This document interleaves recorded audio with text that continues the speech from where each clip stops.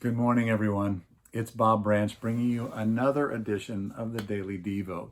We are very close to the end of our 21-day generosity challenge. That is that we are asking the Lord every day for an opportunity, at least one opportunity every day, to be generous with somebody with some kind of a resource that we have that we are able to meet a need in that way today. And the purpose of that is so that in our souls that we become increasingly generous with the whole way that we live, that it becomes our orientation toward life rather than just something that we do here and there, because this is who Jesus is. And so we are generous because this is who the Master himself is. So with all of that in mind, we are in our really, I think, the last one of the meditations and the reflections on divine appointments. And today I want to zero us in on a particular area that kind of dovetails with what I talked about yesterday. And that is divine appointments and marriage. Now, some of you aren't married, and I still think that this is relevant for you, even if you're not married at this point in time. But for you married folks, I really want to speak this word into you today because I think it really matters.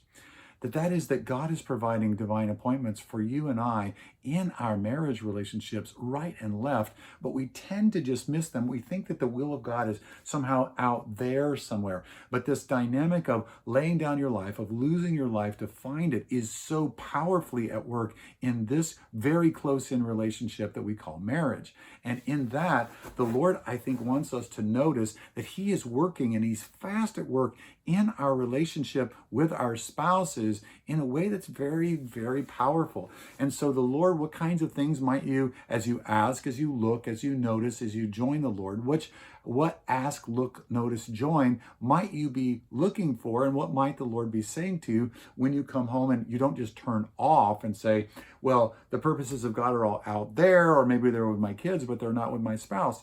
Your spouse is a person who really needs you to pay attention to whatever the Lord is saying, because the Lord has given you a special voice and a special influence in their world, a special way of being able to create value and worth inside of them by who you are in this relationship called marriage that you enjoy. This is a big responsibility, but it's also a huge privilege, an honor, and a joy to be able to do. So what kinds of things might the Holy Spirit be saying to you in terms of what and how you can be in your marriage relationship with your spouse?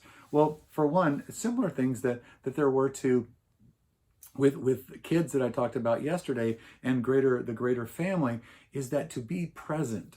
One of the things that I find that God is continually asking me to do is to be present, especially when I want to check out. Maybe something is going on difficult at church, or I've had a tough day or something. I want to check out.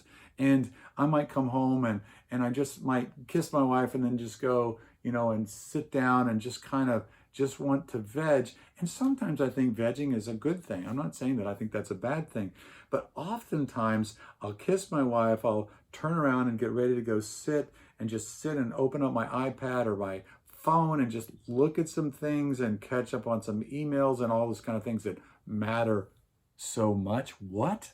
And not. And the Lord will just kind of nudge me and just say, just like He did with Becca, move in her direction.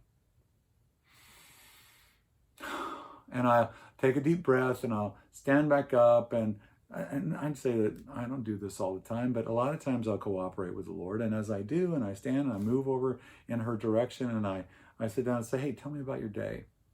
And then she'll start letting her guard down, and she'll start telling me the things that went on today. And then what ends up happening is we actually have a chance to really connect, and we wouldn't have if I'd just sat it out.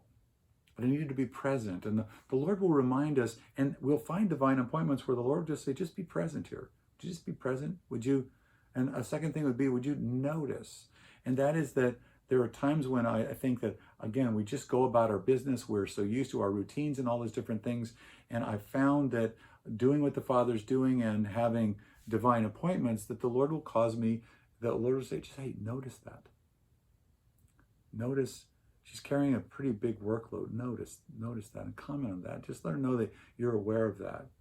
Notice. Another way that comes on the heels of that for me is that then the Lord will remind me, serve her in this. So I'm getting better at being a cook. But initially I was just like really intimidated. I could make popcorn, I could make breakfast, I could make barbecue. It's kind of, that was the extent of it. We joined Blue Apron for a number of years. I learned how to cook with Blue Apron, meals being delivered to our door, and it's kind of cook by numbers, like paint by numbers. But now the Lord will remind me, and He'll just give me the idea. Hey, and this doesn't sound like a divine appointment at all. But the Lord will put a recipe in my brain, and I'll just go, oh, I could make that for her. I know that she really likes that, and I will make that for her. And it's not second nature to me. It's kind of outside of my comfort zone. I'll make these different things when she walks in the door, and I have dinner, waiting for her, and it's something I know she really likes, and she knows it's a lot of trouble for me. It speaks volumes, but it's just service. It's just service to her, and in ways that compute.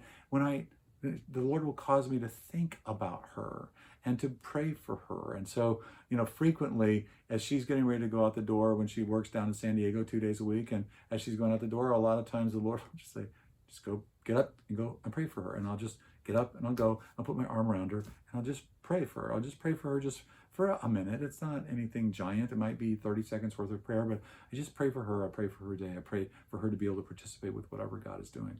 The Lord will remind you frequently to speak your affirmation. Wow, you do that so well. Wow, you did such a brilliant job, honey, with this.